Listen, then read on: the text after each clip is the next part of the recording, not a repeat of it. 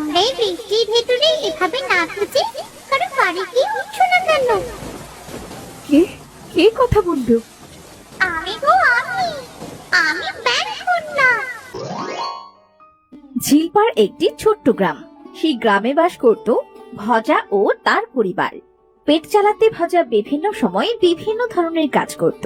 আজ দুদিন ধরে ভজা জমিদারের বাড়িতে পুকুর কাটার কাজ করছে। আজও সে জমিদারের বাড়ির উদ্দেশ্যে বের হচ্ছিল। কি গো, বের হলে বুঝি?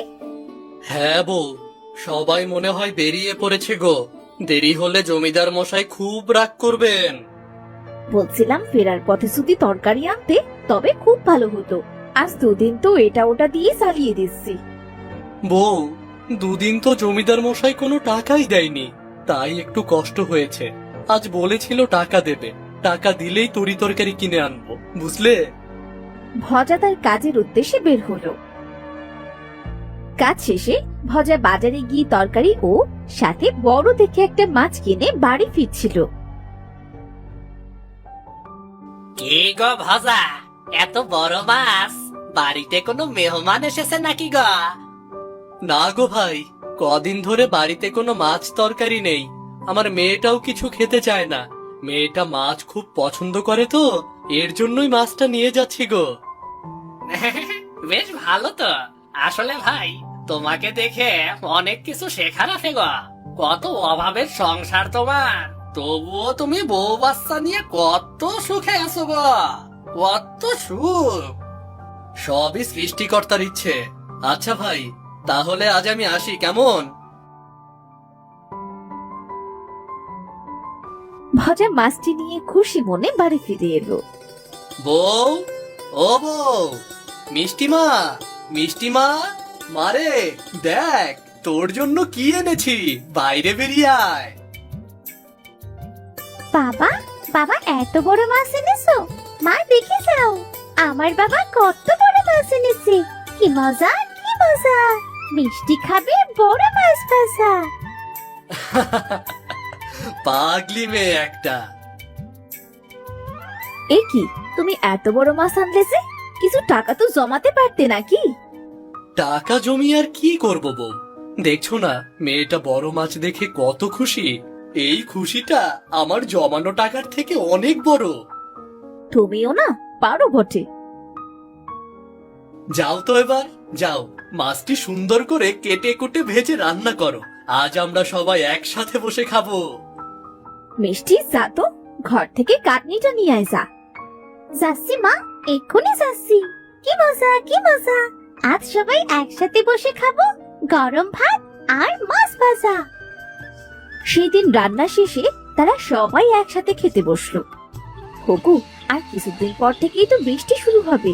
এবছর ঘরটা সারাই না করলে তো ঘরের ভিতর আর থাকতে পারবো না। হ্যাঁ বউ, কথাটা আমার মাথায় আছে। আমি কিছুদিন কাজ করে সেই টাকা দিয়ে ঘরটা সারাই করে নেব।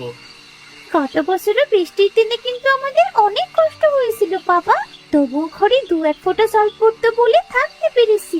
কিন্তু এবছর আর মোটেও থাকা যাবে না। দেখো না বাবা, ঘরে সিট্টো দিয়ে আকাশ দেখা যাচ্ছে। হ্যাঁ রে মা, বৃষ্টি হবার আগেই আমাদের ঘরটা আবার নতুন করে নেব। তোরা এত চিন্তা করিস না, নে তো এবার খেয়ে নে।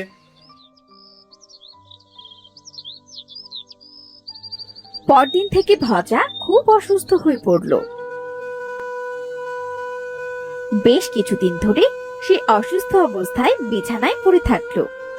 ওগো, এবারও মনে হয় আর ঘরটা সারাই করা হবে না গো। আমি তো কাজেই যেতে পারলাম না। এবার বৃষ্টিতে কি হবে আমাদের? ওসব নিয়ে তুমি একদম ভেবো না। এই বছরও আমরা কোনো রকমে চালিয়ে নেবক্ষণ। আগে তুমি সুস্থ হয়ে নাও। কিছুদিন পর থেকেই বৃষ্টি শুরু হলো। বৃষ্টি শুরু হতে না হতেই মেঘের ঘন অন্ধকারেও যেন আকাশটা ছেয়ে গেল। এবার কি হবে গো?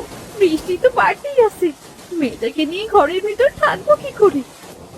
সবকিছু তো আমার জন্যই হলো। সময় মতো ঘরটা ঠিক করতে পারলে আর এমন বিপদে পড়তে হতো না। এতে তোমার কোনো দোষ নেই। তুমি তো অসুস্থ ছিলে। মনে করো সৃষ্টিকর্তা আমাদের পরীক্ষা নিচ্ছেন।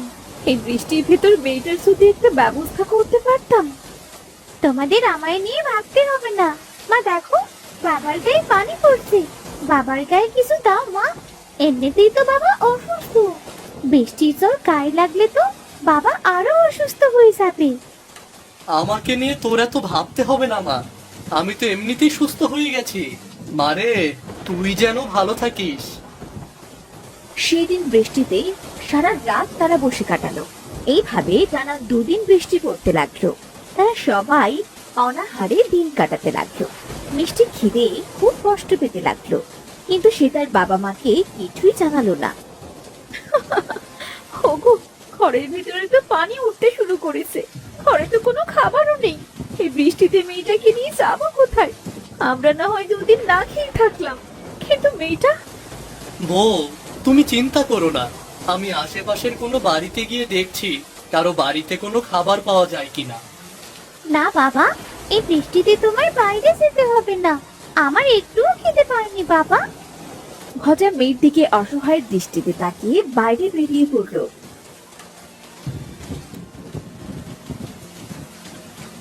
সে আশপাশের অনেক বাড়িতেই গেল, কিন্তু প্রচন্ড বৃষ্টিতে সবার ঘরে পর্যাপ্ত খাবার না থাকায় তাকে কেউ সাহায্য করলো না। কিভাবে খালি হাতে বাড়ি ফিরবো আমি? হায় সৃষ্টিকর্তা, আমাদের রক্ষা করো।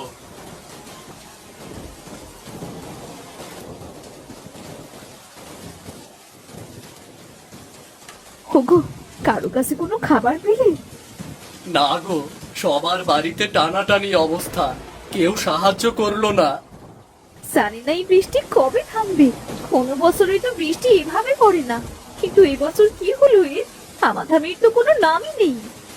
মা, আমরা কি এবার বাঁচতে পারবো, নাকি আমরা সবাই মারা যাবো মা? না মা, আমাদের কিছু হবে না, সৃষ্টিকর্তা আছে তো। মেয়ের কথা শুনে তারা দুজনে খুব হতাশ হয়ে পড়লো। বৃষ্টির সাথে সাথে এবার খুব জোরে জোরে হাওয়া বইতে শুরু করলো। আকাশে মেঘেরা গর্জন শুরু করলো। বাবা, মা, আমার আমার খুব ভয় করছে। আমি এখানে থাকতে পারবো না। বাবা চলো না, আমরা অন্য কোথাও চলে যাই। হায় মা, তুই আমার বুকে আয়, তাহলে দেখবি আর কোনো ভয় করবে না।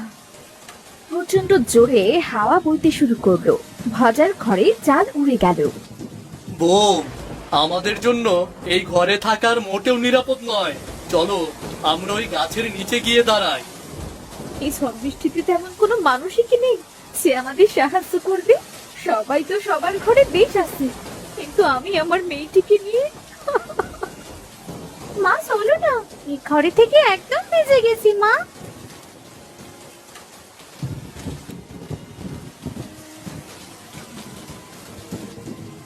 তারা 3 জন বাড়ির পাশে একটা গাছের নিচে দাঁড়িয়ে ভিজতে লাগলো। এইদিকে এই বৃষ্টিতে ব্যাঙেদের আনন্দের যেন কোনো সীমা ছিল না। তারা এই বৃষ্টি মাথায় খুব আনন্দ করতে লাগলো। ব্যাঙ রাজ্যে ব্যাঙকন্যা তার মাকে বলল, মা, ও মা, দেখো না, বাইরে কত সুন্দর বৃষ্টি হচ্ছে। আমি একটু বাইরের বৃষ্টিতে আনন্দ করতে চাই মা। তুই তো এখনো অনেক ছোট রে বাচ্চা, বাইরে যে কোনো সময় বিপদ হতে পারে। না মা, আমার কিছু হবে না। আমাদের ব্যাংরাত্রি সবাই তো বাইরে আনন্দ করছে, আর আমি সেই বাইরে থেকে একটু ঘুরে আসি। আচ্ছা যা, তবে তাড়াতাড়ি আসিস, না হলে যে আমার খুব চিন্তা হবে। ব্যাঙকন্যা ও তার সই বাইরে বৃষ্টিতে ভিজতে বেরোলো। তারা অনেক জায়গায় ঘোরাঘুরি করে ভজাদের বাড়ির কাছে এসে দাঁড়ালো। কিরে সই, মানুষগুলো এখানে বোকার মতো দাঁড়িয়ে ভিজছে কেন? মনে হয় কোনো বিপদে পড়েছে সই। হ্যাঁ সত্যিই তো, এরা বিপদে পড়েছে। ওই দেখ, ওদের ঘর বাড়ি সব ভেঙে পড়েছে। আরে তাই তো, তাহলে এখন ওরা থাকবে কোথায়? ভজাদের এমন অবস্থা দেখে ব্যাঙ দুটোর খুব মায়া হলো। আহারে, ওদের কত কষ্ট। সই, ওদের এমন অবস্থা দেখে আমার খুব খারাপ লাগছে। দেখ, ছোট্ট মেয়েটা কত কষ্ট পাচ্ছে। হ্যাঁ সই, ওদের তো সাহায্য করার মতো কেউ নেই। মানুষেরা খুব স্বার্থপর হয়, তাই না রে সই? হ্যাঁ তাহলে এমন অবস্থায় কেউ কিভাবে ওদের আশ্রয় না দিয়ে থাকতে পারে? চল শুই, আমরা ওদের সাথে কথা বলে দেখি। ব্যাঙ দুটো তখন লাফাতে লাফাতে তাদের কাছে আসলো। তোমরা এই বৃষ্টির ভেতরে এভাবে না খুঁজে কারো বাড়িতে উঠছো না কেন? কে কে কথা বললো? আমি গো আমি ব্যাং কন্যা। তোমরা কারো বাড়িতে আশ্রয় নাও, বৃষ্টি কমলে আবার বাড়ি ফিরে এসো। অনেকের বাড়িতে গিয়েছিলাম, কিন্তু কেউ আমাদের আশ্রয় দেয়নি। এই বৃষ্টিতে গ্রামের সব মানুষের নাজেহাল অবস্থা। তোমার মেয়েটা তো এই বৃষ্টিতে খুব কষ্ট পাচ্ছে। এখনই একটা শুকনো কাপড় ও থাকার জায়গায় খুব দরকার। আমরা এখন কি করব কিছু বুঝতে পারছি না। মেয়েটার যে ঠান্ডায় খুব কষ্ট পাচ্ছে। তোমাদের দেখে আমারও খুব খারাপ লাগছে জানো। তোমরা আমাকে ব্যাগ রাখছে, চলো বৃষ্টি কম হলে আবার তোমাদের বাড়ি ফিরে এসো। ব্যাং রাজ্যে? হ্যাঁ গো হ্যাঁ। ওগো, মেয়েটাকে নিয়ে বৃষ্টি ভিজে মরারছে, চলো আমরা ব্যাঙের সাথে যাই। এই নাও, এবার ছটফটে মাদুরটার উপর উঠে দাঁড়াও। তারা তিনজন ব্যাঙ কন্যা ও তার শরীর মাদুরের উপর উঠতে মাদুরটি নিজে থেকে উড়ে তাদের সবাইকে ব্যাঙ রাজ্যে নিয়ে এলো। এটাই আমাদের রাজ্য। বাবা মা, মাদুরটি আমাদের কোথায় নিয়ে এলো? এই ব্যাঙ রাজ্যটাই বা কোথায়? জানি না মা, আমিও ঠিক কিছু বুঝতে পারছি না। যেখানেই হোক না কেন, আমরা তো একটা আশ্রয় পেলাম। মা মা দেখো না, কাদের সাথে করে এনেছি। এই তুই কাদের সাথে করে এনেছিস? তুই জানিস না মানুষরা আমাদের জন্য বিপজ্জনক। কিন্তু মা, তুমি তো শিখিয়েছো কেউ বিপদে পড়লে তাকে রক্ষা করতে হয়। ওনাদের ঘর ভেঙে গেছে, বৃষ্টির জলে সবাই খুব কষ্ট পাচ্ছিল, তাই তো সাথে করে আমাদের রাজ্যে নিয়ে এলাম। ও আচ্ছা, তাই বল। তা ওদের রুমে নিয়ে শুকনো কাপড় দে। ব্যাঙ কন্যা তাদেরকে সাথে করে নিয়ে তার জাদু শক্তি দ্বারা তাদের তিনজনকে শুকনো কাপড় দিয়ে বলল, নাও দেখি, এবার তোমরা এই কাপড়টা তাড়াতাড়ি পরে নাও। এত খাবার? মা, আজ আমি পেট ভরে খাবার খাবো। কি মজা কি মজা, কত ভালো খাবার! খাও মিষ্টি মেয়ে, পেট ভরে খাও। এতদিন পর তারা সামনে এত ভালো খাবার দেখে এবং তাদের মেয়ের এমন খুশি দেখে ভজার স্ত্রী তো কেঁদেই ফিরল। তোমাকে অনেক অনেক ধন্যবাদ ব্যাঙ কন্যা, আজ তোমার জন্য আমরা প্রাণে বেঁচে গেলাম। আচ্ছা ব্যাং কন্যা, তোমার মাকে দেখলাম, কিন্তু তোমার বাবাকে তো দেখলাম না। আমার বাবা মৃত্যু শয্যায় আছে, তার কঠিন রোগ হয়েছে। কেন? কি রোগ হয়েছে তার? আমার বাবা ব্যাং রাজ্য থেকে বেরিয়ে বৃষ্টিতে ভিজতে গিয়েছিল, কিন্তু একটা মানুষ হঠাৎ করে বাবাকে মেরে বসে। সেই থেকে বাবা অসুস্থ। ব্যাং মন্ত্রী মশাই বলেছে, যদি কোনো মানুষ স্বেচ্ছায় তার শরীরে 3 ফোঁটা রক্ত বাবার শরীরে দেয়, তবেই বাবা সুস্থ হয়ে যাবে। কিন্তু এমন মানুষের কোথায় পাবো? আর তাই তো বাবার বাঁচার আশায় বাদ দিয়ে দিয়েছি।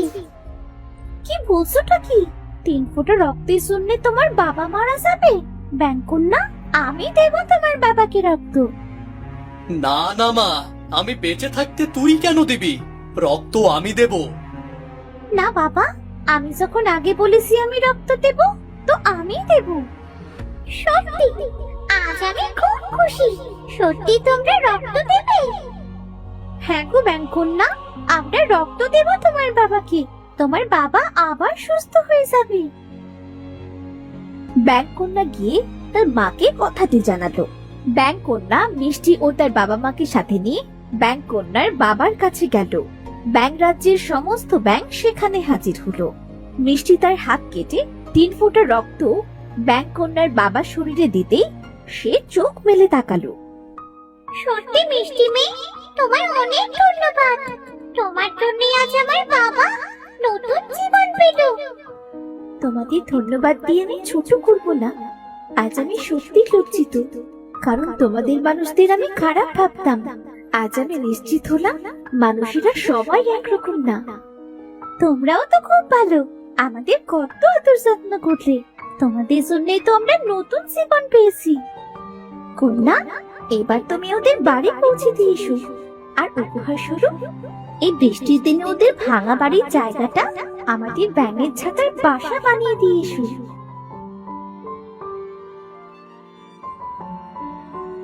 চলো তোমরা এই মাদুরে উঠে দাঁড়াও। তারা মাদুরটিতে উঠতেই মাদুরটি সবাইকে নিয়ে মিষ্টিদের বাড়ির সামনে এসে থামলো। যাও, এবার তোমরা তোমাদের বাড়ি ফিরে যাও। আজ থেকে এই বাড়ি তোমাদের। বাহ, কি সুন্দর বাড়ি! কি মজা, কি মজা! বৃষ্টির দিনে থাকার জন্য আমাদের আর নেই কখনো সমস্যা। তোমার খুশি দেখে আমিও খুব খুশি হলাম মিষ্টি মেয়ে। তাহলে আজ আমি আসি। ব্যাংকন্যা তাদের থেকে বিদায় নিয়ে তার রাজ্যে ফিরে এলো। বাহ, বাড়িটা তো বেশ সুন্দর। আমি কখনো ভাবিনি যে আমাদের এত সুন্দর বাড়ি হবে। দেখেছো গিন্নি, সৃষ্টিকর্তা চাইলে কি না করতে পারে। গাছতলা থেকে সোজা প্রাসাদে উঠেছি গো। সবই সৃষ্টিকর্তার ইচ্ছে। বৃষ্টির দিনে একটা ভাঙা বাড়ি রেখে একটা ভালো বাড়ি তো পেলাম, তাই না বাবা?